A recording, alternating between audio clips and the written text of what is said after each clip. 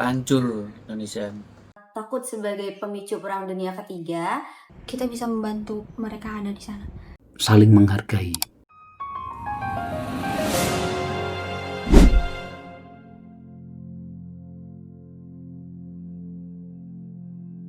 Halo, perkenalkan aku Tias. Nama saya Vicky. Perkenalkan, nama saya Heri Bertus Pramudito. Halo, nama aku Tia, umur aku 22 tahun. Usia aku saat ini 24 tahun. Saat ini saya berusia 45 tahun. Aku lulus sekolah di SMK Dipo Nogorot. Saya lulusan SMK Budi Luhur. Saya adalah lulusan Teknik Elektro Universitas Gadjah Mada. Aku lulusan S1 Gizi dan saat ini bekerja sebagai nutrisionis di Klinik Maintain Prime Wellness. Aku tukang masak. Masak. Tukang masak. Saya sekarang bekerja sebagai driver. Saya bekerja di Oracle, sebuah perusahaan yang menyediakan jasa teknologi informasi, khususnya database, dan baru-baru ini juga layanan berbasis cloud.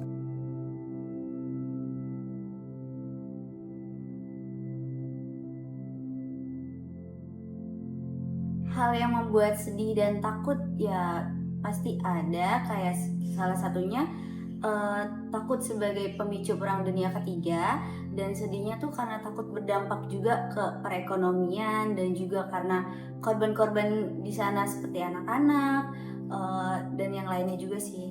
Ya kalau buat saya sih ya takut juga enggak, sedih ya iya sih, karena lagi ada konflik Amerika sama Iran itu kan. Jujur yang pertama sedih, mengapa? Karena masih tidak percaya di era globalisasi sekarang ini masih ada saja negara yang menggunakan kekuatan militer untuk dalam tanda kutip memaksakan kehendaknya terhadap negara lain. Ya kurang lebih kalau dianalogikan adalah pertengkaran yang ada di RT gitu ya, di mana satu keluarga memaksakan kehendaknya kepada tetangga sebelah gitu. Saya kira ini sudah tidak bisa ditoleransi lagi. Di zaman kita sangat concern terhadap hak asasi manusia. Itu yang pertama. Yang kedua tentu khawatir gitu ya, dan takut. Mengapa? Karena kita ketahui negara di Timur Tengah itu terkenal dengan negara-negara penghasil minyak bumi yang adalah sumber energi utama hampir di seluruh negara yang ada di dunia. Karena memang energi terbarukan itu masih bisa dikatakan menjadi wacana baru, tetapi bagaimanapun juga untuk mendukung seluruh infrastruktur, baik itu manufaktur, perbankan, kemudian juga kesehatan, kita sadari kita masih bergantung pada energi dari minyak bumi yang berbasis alam seperti itu. Mungkin takut di sana ya anak-anak pada takut, anak-anak pada celaka, terus warga negaranya juga khawatir, ketakutan. Kita juga khawatir sama kondisi yang ada di sana. Oke, kalau ditanya pernah atau nggak kepikiran soal dampaknya itu pasti selalu kepikiran ya, apalagi itu bakal berdampak banget ke semua negara termasuk Indonesia. Dan kalau soal peran Indonesia dalam menjadi penengah sih, kalau melihat dari update-nya yang saat ini, sebenarnya Indonesia belum bisa deh untuk jadi penengah dalam perang tersebut. Kalau menurut saya sih ya enggak juga sih. Tentu efek dominonya, dan itu benar-benar terjadi. Tidak hanya kesulitan BBM yang kita bisa baca di beberapa negara, tetapi Indonesia sekarang ini juga beberapa industri manufaktur itu kesulitan untuk mendapatkan bahan baku plastik. Seperti kita ketahui, plastik ini masih sangat kita pakai gitu ya dalam segala hal yang berkaitan dengan kebutuhan kita. Mungkin kita punya peran besar untuk mendamaikan juga, tapi di sisi lain kan kita beda negara, mungkin bantuannya mungkin beda lagi. Mungkin maksudnya dengan bantuan hal-hal kecil, contohnya kita bisa mengirim makanan dan lain-lain, membantu yang ada di sana. ya cuma berharap semoga cepat damai lah. Untuk istilah tersebut sih aku belum dengar ya, tapi kalau mendengar Indonesia ditunjuk sebagai wasit damai antara dari berbagai negara untuk perang tersebut, menurutku sih masih sulit ya untuk diberi tanggung jawab tersebut, karena mengingat permasalahan di negara kita tersendiri seperti di antara rakyat dan pemerintahan aja masih belum menemukan titik terangnya ya untuk masalah-masalah kita sendiri. Oh, senang karena bagian dari keluarga kita bisa membantu yang ada di sana. Ini kita kembalikan tentu saja kepada pemerintah gitu ya. Bagaimana posisi Indonesia sekarang ini di dalam kancah politik dunia. Kalau kita sambungkan dengan satu hal lagi, yaitu Board of Peace, saya jujur agak khawatir dengan bergabungnya Indonesia di BOP itu tidak membuat kita menjadi, dalam tanda kutip gitu ya, menjadi wasit atau menjadi juru damai. Ya, mungkin bisa karena Indonesia bukan bagian dari negara yang kecil. Kita bisa membantu mereka ada di sana. Saya lebih khawatir bahwa kita akan terjebak untuk memihak satu sisi. Padahal seperti kita ketahui, dulu itu politik luar negeri kita kan bebas aktif gitu ya, non-blok. Kita tidak memihak sayap kiri maupun sayap kanan. Tetapi dengan bergabungnya Indonesia di BOP, yang juga kita ketahui, saya baca sekilas di Wikipedia dan sumber berita yang lain, bahkan ada negara di ASEAN yang menolak gitu ya, menolak untuk bergabung. Tetapi dengan bergabungnya kita, kekhawatiran bahwa kita dianggap nanti berpihak di satu sisi, dalam hal ini Amerika, karena kita ketahui penggagasnya, kemudian sebagian besar dewan yang ada di pimpinan itu juga berasal dari Amerika. Kekhawatiran kita dianggap berpihak ke Amerika bisa jadi itu akan mempengaruhi hubungan kita dengan negara-negara yang lain. Percaya atau enggaknya sih masih 50-50 ya, melihat dari berita yang beredar sepertinya PBB itu sudah melakukan usaha atau upaya semaksimal mungkin, tapi masih belum bisa berdampak besar untuk mendamaikan perang di antara negara tersebut. Ya bisa jadi. Pasti bangga ya kalau melihat prestasi-prestasi yang udah dicapai sama negara kita. Namun tanggung jawab sebagai pendamai itu berat loh. Masih banyak PR dari negara kita sendiri yang belum tuntas terselesaikan. Contohnya seperti dari masalah keadilan hukum, korupsi, lapangan pekerjaan, dan juga kesehatan, dan lain-lain juga. Kalau menurut Pak Vicky sih ya lebih bagusnya kita beresin keadaan dalam negeri kita dulu.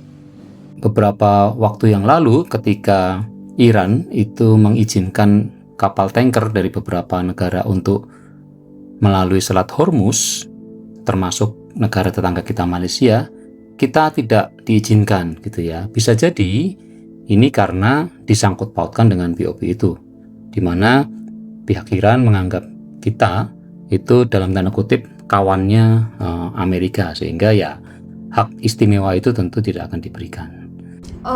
Jelas bangga. Perang tidak bisa ditoleransi.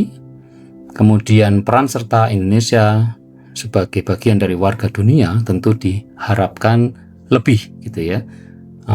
Apakah itu menggunakan jalur BOP? Kalau memang itu sudah menjadi satu pilihan dari pemerintah, maka kita harus benar-benar serius. Kita harus bersuara, tidak hanya ikut-ikutan.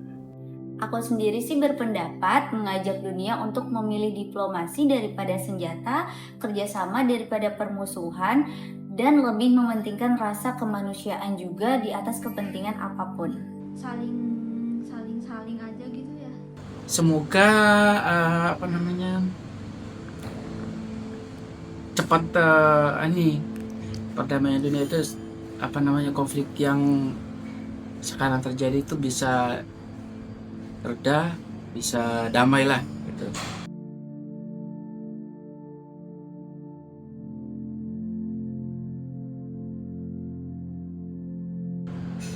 Gimana ya rasanya? rasanya. Rasanya kayak lucu aja gitu loh. Untungnya tidak.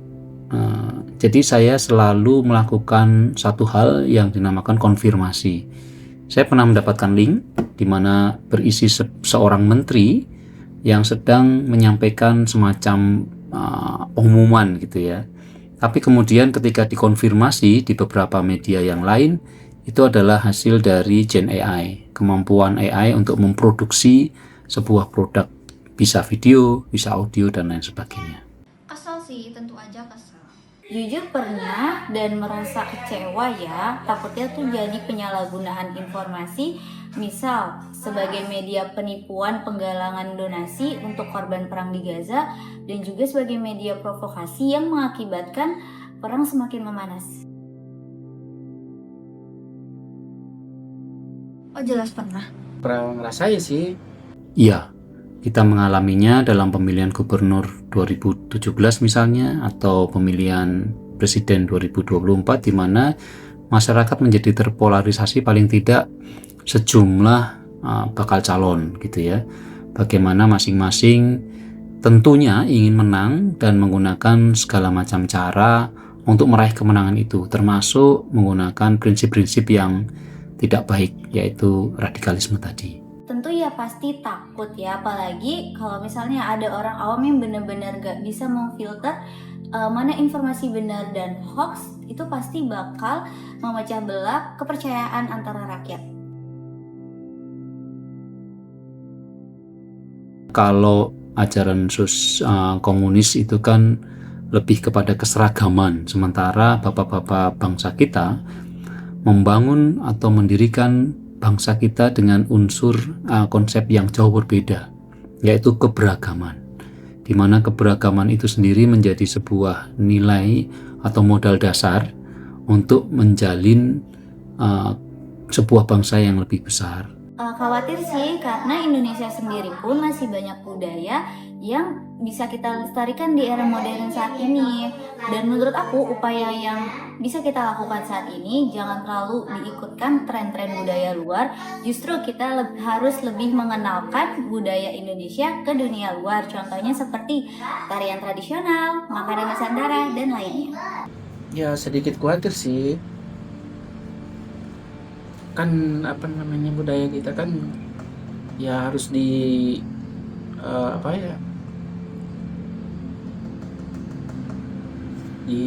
mana ya? Aduh, Dilestarikan gitu ya. Dilestarikan, iya, dibudayakan itu. Lebih kesel juga sih, soalnya kan kita sebagai orang Indonesia harusnya ngerti dong ya peraturan warga Indonesia, tapi lebih ke ngerti dari luar enggak sih? Sekarang anak-anak sekarang lebih kayak gitu enggak sih? Ketika keberagaman itu dimanfaatkan untuk yang sebaliknya, maka tingkat kerusakannya pun akan bisa jadi lebih parah gitu ya. Tergantung dari bagaimana kita mensikapi itu sendiri. Kalau soal hoax, kembali lagi pada diri kita yang harus bisa memfilter mana berita fakta atau berita fake ya.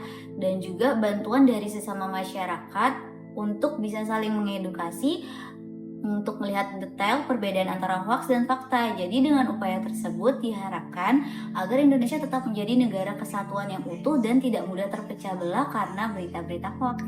Sedih dan takut sih. Hancur Indonesia. Toleransi umat beragama itu tuh harus tetap terjalin itu. Saling menghargai. Karena perbedaan itu bisa kita lihat menjadi sebuah keindahan kalau masing-masing komponen yang berbeda itu bisa menghargai satu dengan yang lain. Tetapi ketika satu merasa lebih daripada yang lain, maka di situ ketidakharmonisan akan muncul. Dan ketika ketidakharmonisan itu muncul, maka keberadaan teknologi yang dimanfaatkan dengan tidak bertanggung jawab akan bisa mengancam nilai-nilai kebinekaan itu sendiri.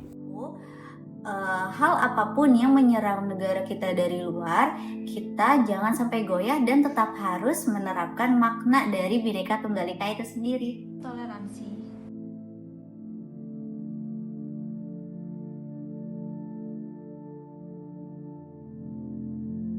Indonesia pernah diuji beberapa kali, sebut saja peristiwa 1998 atau juga secara lebih spesifik ke pemilihan gubernur Jakarta 2017 atau yang terakhir pemilihan presiden 2024, di mana kita bisa melihat bagaimana masyarakat terpolarisasi, bagaimana kekuasaan itu dipergunakan untuk memenuhi ambisi beberapa kelompok. Nah, yang perlu diperhatikan untuk masa yang sekarang ini bukan berarti kemudian persatuan kita itu sedang bagus atau sedang di titik terendah, tetapi kita patut waspada. Salah satu yang menurut saya bisa menjadi faktor pembeda adalah ekonomi, karena bagaimanapun juga kebutuhan dasar orang akan makan, kemudian pakaian dan papan itu yang akan mempengaruhi bagaimana orang bersikap. Ketika orang semakin ditekan, kehidupan ekonomi yang sulit, bisa jadi kejadian-kejadian yang dahulu itu terulang bahkan lebih hebat. Maka ini yang harus menjadi perhatian, bagaimana para pejabat baik itu presiden maupun menteri bisa bijaksana dalam menentukan prioritas, mana yang perlu disubsidi, mana yang tidak perlu disubsidi, bukan hanya untuk memenuhi ambisi atau janji-janji politik, hanya untuk mengamankan posisinya. Itu yang penting untuk dipahami bersama. Menurutku, ketidakadilan dalam hukum Indonesia sendiri itu sudah mencerminkan salah satu titik terendah di negara kita ya. Kita bisa bangkit kembali kalau pemerintahan kita lebih mau mendengarkan suara rakyat daripada terprovokasi ego-ego para penjabat yang mementingkan dirinya sendiri. Ya masih bisa berharap sih, semoga keterpurukan ini udah bisa terlaksanakan gitu loh.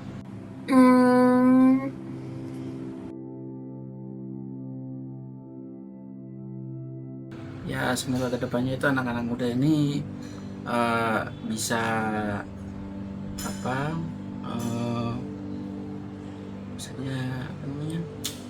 bisa bekerja sama, bisa mengayomi satu sama lain.